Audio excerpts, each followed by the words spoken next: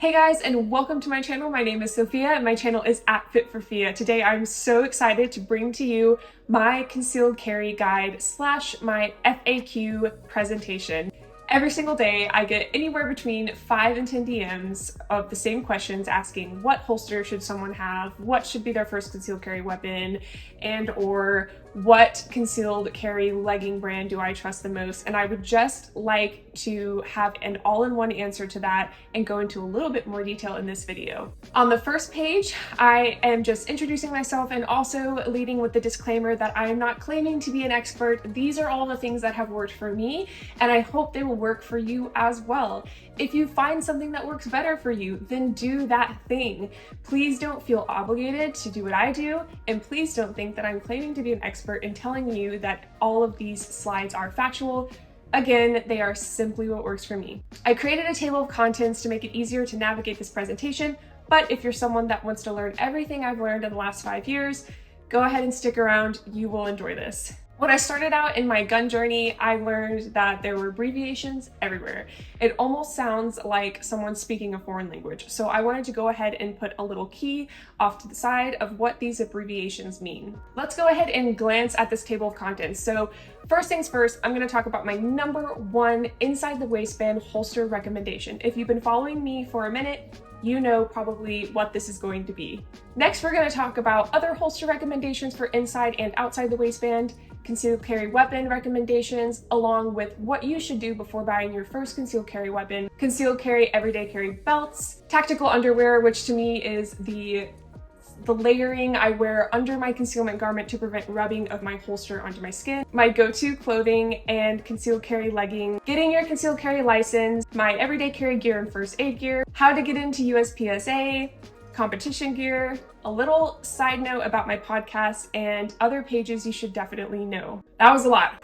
Let's get into it. First things first, as you all probably guessed, the Filster Enigma is my #1 recommendation for inside the waistband holsters. It is because this holster has basically made it to where I can conceal in anything I want to wear. My goal with my page, other than just basic gun handling and safety content, is to help people preserve their fashion style while carrying a gun, and the Filster Enigma makes that possible. This is a complete internal belt system, so the belt and the holster itself sits inside of the waistband. It doesn't clip onto anything like most holsters, and it comes with many unique tools you can use to customize your experience. We'll get into that next. If you are interested in purchasing the Filster Enigma, you should first take their quiz on their website. This is the top link on this page. If you go there, it'll prompt you through to figure out if the Enigma is right for you. It'll also help you determine if you should buy the standard Enigma or the Express. Essentially, the biggest difference is that the Express comes assembled, the standard does not.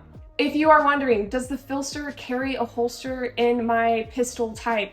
This quiz will help you figure that out as well. If you guys would like to support me and buy from an amazing retailer like Big Tex Ordnance, you can go to the Big Tex Ordnance website or use this link and use code FITFORFIA10 for 10% off your order.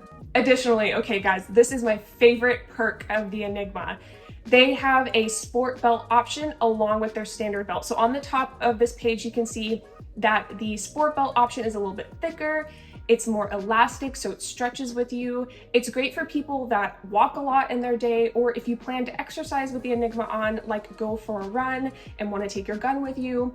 The sport belt is a great option for you. By all means, wait and get your standard belt in with the Enigma. Try that out if you want something a little bit more comfortable and you want to maybe work out in it more than you realize. You can always go back and get the sport belt. This is also available on Big Tex Ordnance with that same discount code for 10% off. I will add, since I am a female with hips, I personally enjoy the sport belt for 24/7 wearing of the Enigma. This is my favorite piece because I truly don't feel like it's digging into my skin. I feel like I can bend down and pick things up, and the belt stretches with me. Next, to further customize your Enigma, they came out with the Filster Modular Holster Wedge Kit. Lots of words, but this thing right here is essentially just, as I said, a wedge kit so that you can cut out exactly what you need and add those wedges to contour the holster to your body. Because concealment is not a one-size-fits-all, this is an incredible invention by Filster to make this process easier. On one of their educational YouTube videos of many, They discuss that the wedge is like a teeter-totter. If you are somewhat poking out on one side, you want to add a wedge to the other side and push it back so that you can balance things out. So for example, say that the handle is kind of digging into you and you want to have a more flat appearance on the front, because after all, we are trying to conceal our pistol. We want to add a wedge here, bring that back up, and then it will flatten that look on the front of the abdomen or wherever you conceal it to make it more concealed. Okay, so say the Filster Enigma doesn't work for you. What other brands do I recommend? I've linked them all here. For inside the waistband options, Standard Co. USA is one of my favorite brands. I've had them forever. They are incredibly helpful as far as customer service goes and high quality. Tear concealment is in the same realm of this. Those are two I definitely recommend. I don't have codes for them. I use them personally though and have had enough experience with them to, in good conscience, recommend them. When you go to checkout, it will ask you if you want the standard clips that come with the holster, which are just these like plastic clips, or you can upgrade to clips by Discreet Carry Concepts or Ulti Clips. I recommend either one of these. I've personally used Discreet Carry Concept clips more, and I've also talked with them a lot. They're very helpful as well. So I'd probably have to recommend Discreet Carry Concept clips over that, but find out what works best for you and do that. As far as outside the waistband concealment goes, if you want to have a holster on the outside of your belt and you want to clear a concealment garment, say a flannel, and then draw from there, you can absolutely do that. The number one brand I recommend for outside the waistband carry is Upper Hand Holsters. I've worked with them for a while and I do have a code through them, Fit for FIA, for 10% off your order. All right guys, off to my probably top 2 questions I get in my DM, which is, what should my first concealed carry weapon be? To answer that, I'm a little biased. Before the Walther PDPF came out, they actually sent one to me and I went and shot one with some of the people from Walther and I fell in love with this pistol. As far as our relationship goes, I was given a pistol and that's it. I'm not being paid to say this. I also own a Glock 19, a Glock 43X, and this pistol right here is by far my favorite. Before I shot the Walther PDPF, I was actually shooting a Glock 19. By the time I got the PDPF into my hands, the first time I shot it, my jaw actually dropped. I don't have footage of this, or I would probably insert it here, because at the time it had not come out yet and we were not supposed to be filming, so we weren't. But I will tell you guys, by far, this is the best pistol I have ever shot for me. So let's go on with that little asterisk I talked about earlier. When it comes to buying your first concealed carry weapon, there are some things you must do. Number 1, try before you buy. Pretend you are going to a wedding and you want to wear this really pretty dress, but you know it's kind of size small for some people and size big for some people.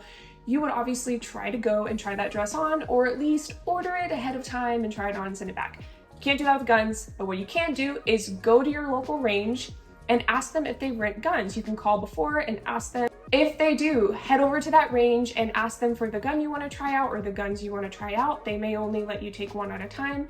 And then buy a few boxes of ammo. For example, the PDPF is chambered in 9mm, so you could get a couple boxes of 9mm ammo to shoot that. What's nice about pistols is they usually come with a grip you can add on to the back that is either small, medium, or large.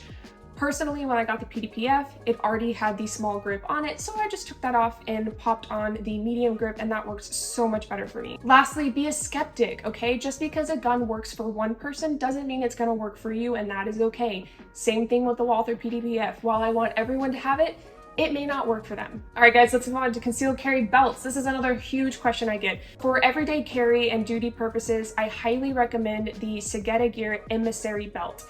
That is letter A here. It's very good for just classic concealment. If you want something a little bit dressier, maybe leather buckle situation, Next Belt Gun Belts has a lot of options there. I do work with both of these brands. I actually wore them before I worked with them, and I have a code Fit for FIA for 10% off.